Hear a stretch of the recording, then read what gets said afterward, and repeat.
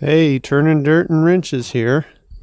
And today we're down at the old barn and we're going to look at the John Deere 30 combine. Now we kind of use this barn for a lot of storage, some building materials and other things, so forgive the mess. And hopefully we got enough light in here. It seems like we do. There's no power in this barn.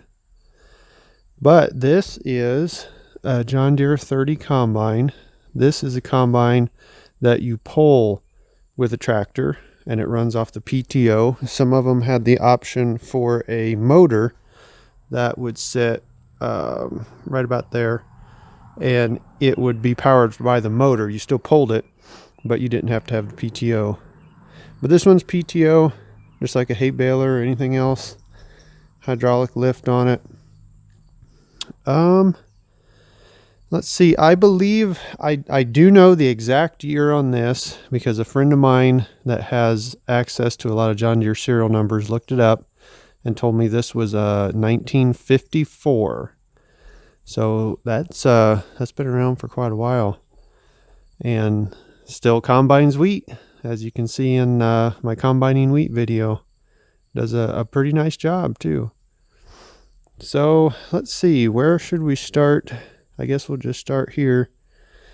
You can slide the hitch over. It's in transport position, but when you get to the field, you would pull this up, and then let's see, if you put a block in front of that wheel, in front of it, and then you pull the combine forward, the whole combine will shift over like this because that wheel's blocked, and it will shift that over for you, and you can put the pin in it. And then when you're done, you do the reverse, put the block behind that, and you back up, and it'll slide it back over. You can do that with hay balers or all kinds of stuff that have a transport position. It kind of makes it easier than trying to shove it over. It's almost impossible on this because it does have a lot of weight on that tongue.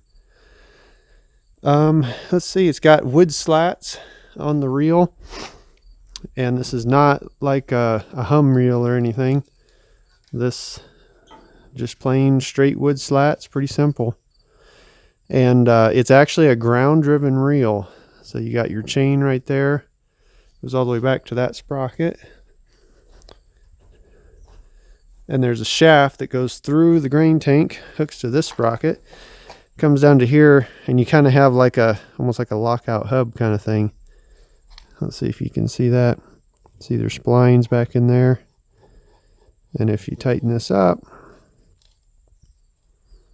then it's engaged and it just runs off your wheel. So you've got a few different sprockets. There's a couple more sprockets on the inside here that you can kind of play with to get the speed you want on your reel. And then, it'll be synchronized to your ground speed. And you don't have to worry about it. It's not super smooth. I mean, it kind of pulses a little bit as it's a long chain. It'll take up the slack in the chain and it'll turn the reel a bit, and you can see that in the video. But it does just fine, and it's nice and simple. These chains turn really slow, and they're going to last forever. I believe it is a 25 bushel grain tank in here, and of course it's got a little extension, but that's really just a shield because it has a Scour clean on it.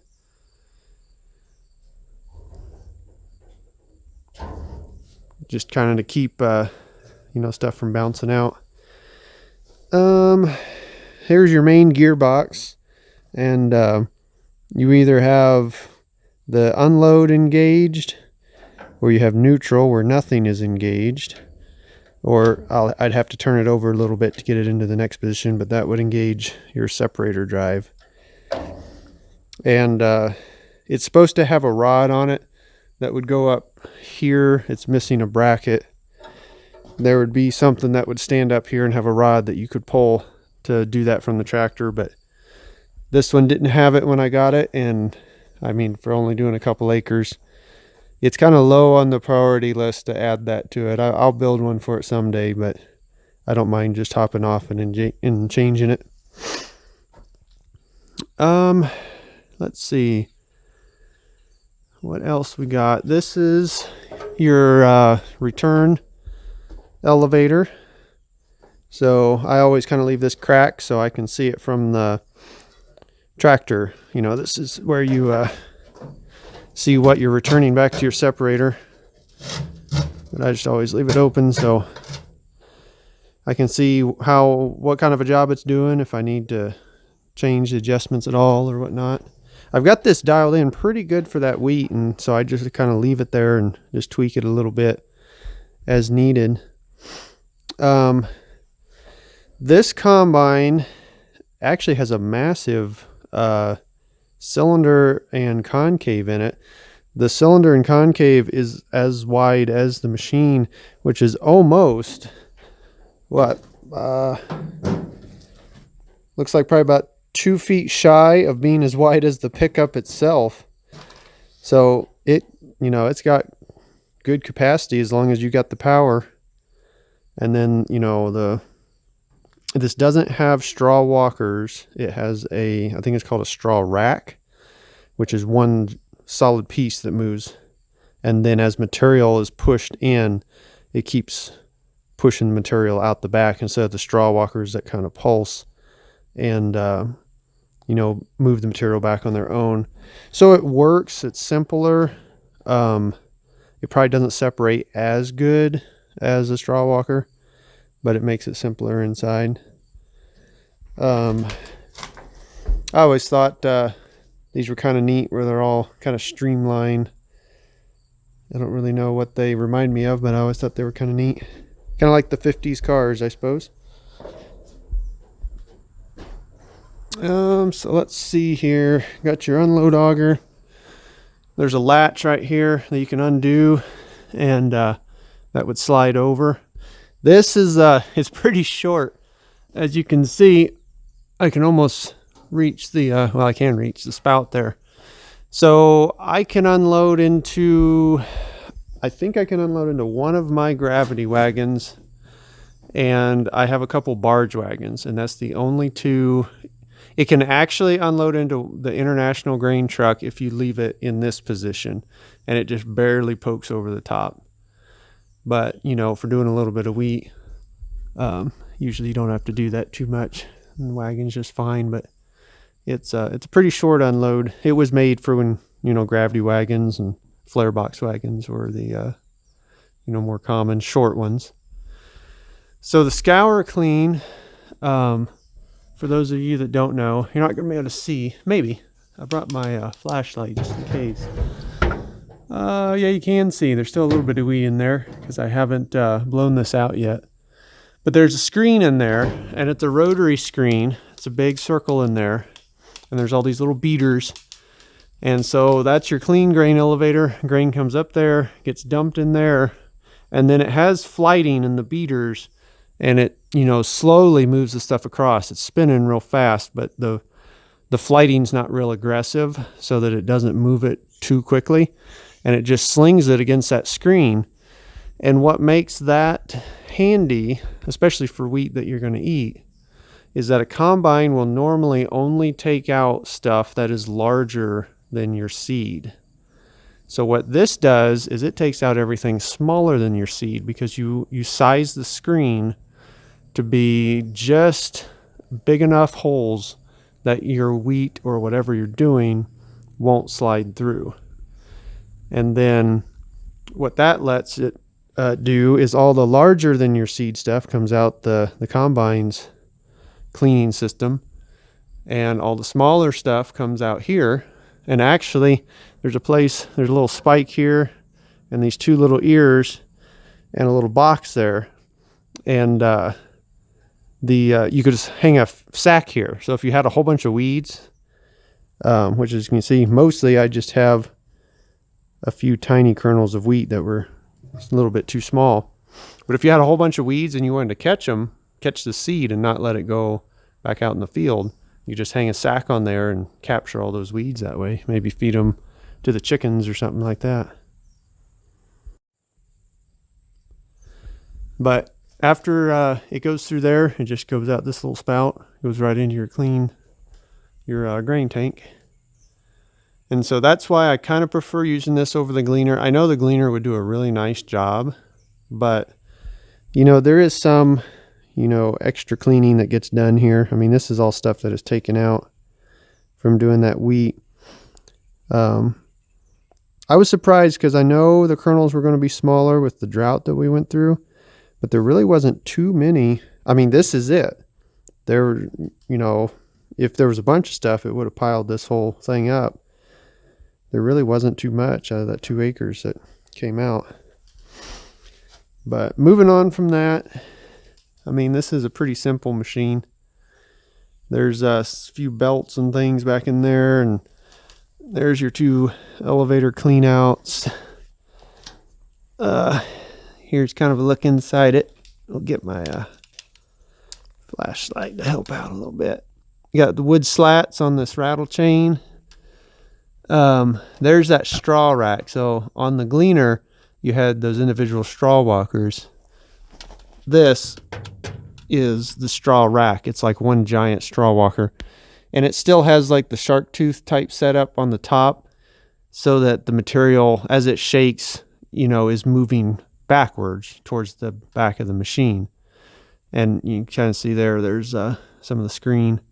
But it doesn't, you know, beat it up and down like the straw walkers do. So it kind of relies on the straw coming in to push the old out and just shakes to help clean the material out.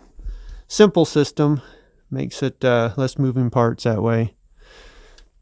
There's just your normal chaffer and sieve.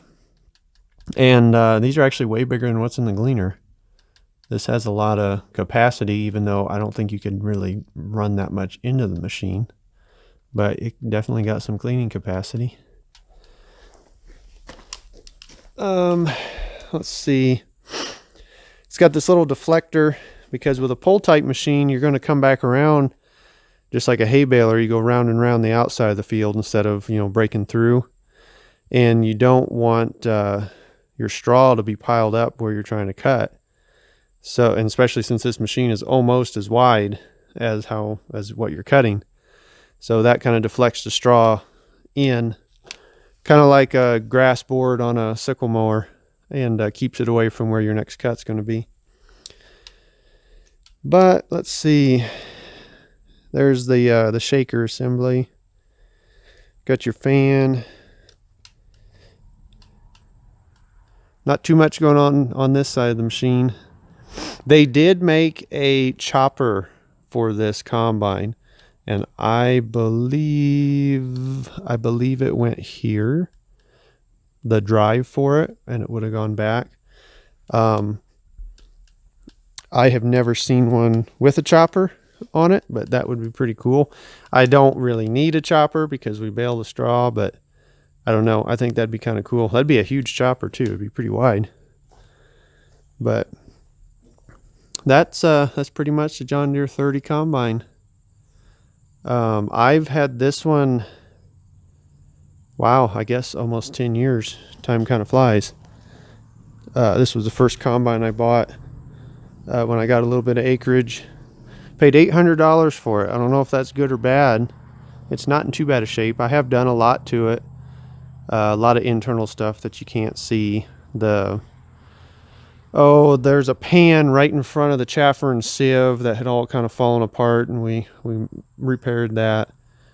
It just stress cracked all over, so we just kind of started fresh with that and rebuilt the new one.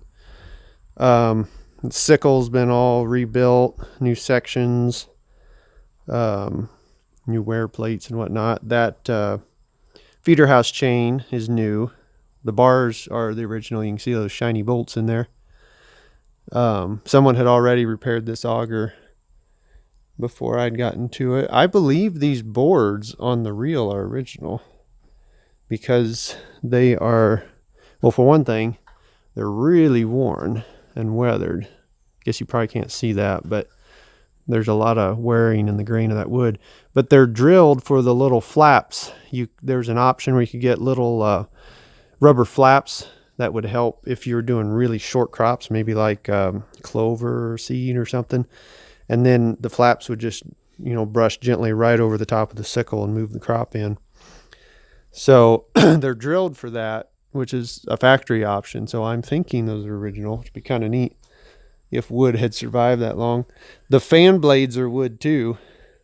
You're not going to be able to see those because the fan's sitting down there, but that's kind of neat, seeing the wood on these old machines. There's your there's a variable sheave on your cylinder for your cylinder speed. So that's your crank to adjust your cylinder speed. But pretty simple machine. And then you don't have another motor to try to keep running. You just hook it on a tractor, and with it hooked to the Belarus, I got air conditioning, so that's not a bad deal. You got to keep looking back, or I like to see what's going on. It's not quite as handy as having a cutter bar right in front of you, but it's been a pretty good combine. So that's pretty much it. I can't think of anything else. Pretty simple machine, not a whole lot to cover. So thanks for watching.